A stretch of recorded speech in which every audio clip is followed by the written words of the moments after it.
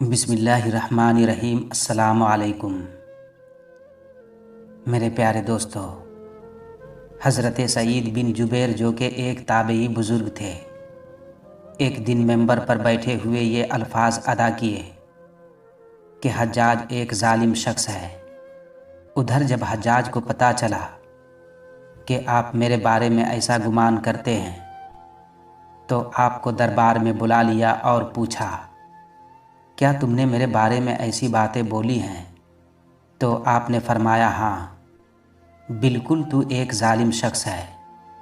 یہ سن کر حجاج کا رنگ غصے سے سرخ ہو گیا اور آپ کے قتل کے احکامات جاری کر دیے۔ جب آپ کو قتل کے لیے دربار سے باہر لے کر جانے لگے تو آپ مسکرا دیے۔ حجاج کو ناگوار گزرا۔ اس نے پوچھا، کیوں مسکراتے ہو؟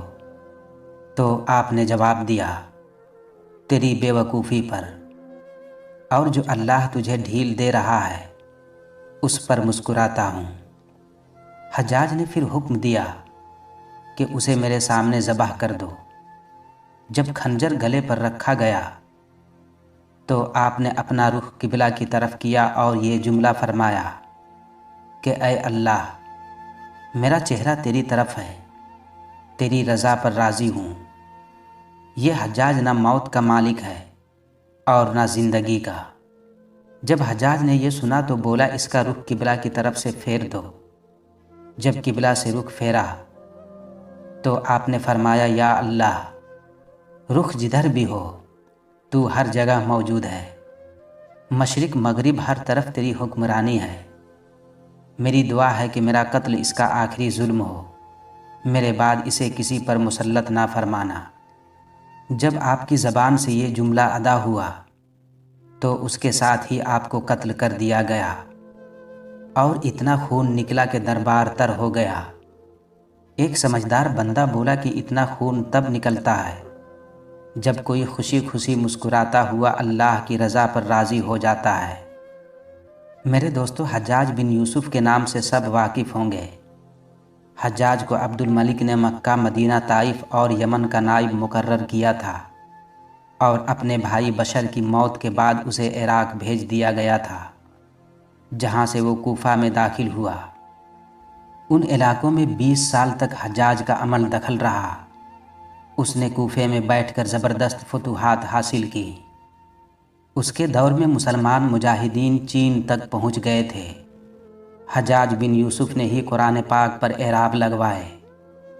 اللہ تعالیٰ نے اسے بڑی فصاحت و بلاغت اور شجاعت سے نوازا تھا۔ حجاج حافظ قرآن تھا، شراب نوشی اور بدکاری سے بچتا تھا۔ وہ جہاد کا دھنی اور فتوحات کا حریص تھا، مگر اس کی تمام اچھائیوں پر اس کی ایک برائی نے پردہ ڈال دیا تھا، اور وہ برائی ظلم تھا۔ حجاج بہت ظالم تھا۔ اس نے اپنی زندگی میں ایک خونخوار درندے کا روپ دھار رکھا تھا۔ ایک طرف موسیٰ بن نصیر اور محمد بن قاسم کفار کی گردنیں اڑا رہے تھے، اور دوسری طرف وہ خود اللہ کے بندوں، اولیاء اور علماء کے خون سے ہولی کھیل رہا تھا۔ حجاج نے 1,20,000 انسانوں کو قتل کیا ہے۔ اس کے جیل خانوں میں ایک دن میں 80 ہزار قیدی ایک وقت میں ہوتے، جن میں 30,000 عورتیں تھیں۔ میرے دوستو، اس نے جو آخری قتل کیا وہ عظیم تابعی اور زاہد و پارسا انسان حضرت سعید بن جبیر رضی اللہ عنہ کا قتل تھا۔ انہیں قتل کرنے کے بعد حجاج پر وحشت سوار ہو گئی تھی۔ وہ نفسیاتی مریض بن گیا تھا۔ حجاج جب بھی سوتا، حضرت سعید بن جبیر اس کے خواب میں آ کر اس کا دامن پکڑ کر کہتے کہ اے دشمن خدا، تو نے مجھے قتل کیوں کیا؟ میں نے تیرا کیا بگاڑا تھا؟ جواب میں حجاج کہتا کہ مجھے اور سعید کو کیا ہو گیا ہے۔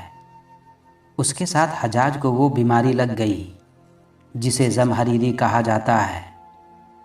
اس میں سخت سردی کلیجے سے اٹھ کر سارے جسم پر چھا جاتی تھی۔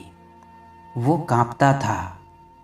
آگ سے بھری انگیٹھیاں اس کے پاس لائی جاتی تھی اور اس قدر قریب رکھ دی جاتی تھی کہ اس کی کھال جل جاتی تھی۔ مگر اسے احساس نہیں ہوتا تھا۔ حکیموں کو دکھانے پر انہوں نے بتایا کہ پیٹ میں کینسر ہے۔ ایک طبیب نے گوشت کا ٹکڑا لیا اور اسے دھاگے کے ساتھ باندھ کر حجاج کے حلق میں اتار دیا۔ تھوڑی دیر بعد دھاگے کو کھینچا تو اس گوشت کے ٹکڑے کے ساتھ بہت عجیب نسل کے کیڑے چمٹے ہوئے تھے اور اتنی بدبو تھی جو پورے 1 مربع میل کے فاصلے پر پھیل گئی۔ درباری اٹھ کر بھاگ گئے۔ حکیم بھی بھاگنے لگا۔ حجاج بولا تو کدھر جاتا ہے؟ علاج تو کر۔ حکیم بولا تیری بیماری زمینی نہیں آسمانی ہے، اللہ سے پناہ مانگ۔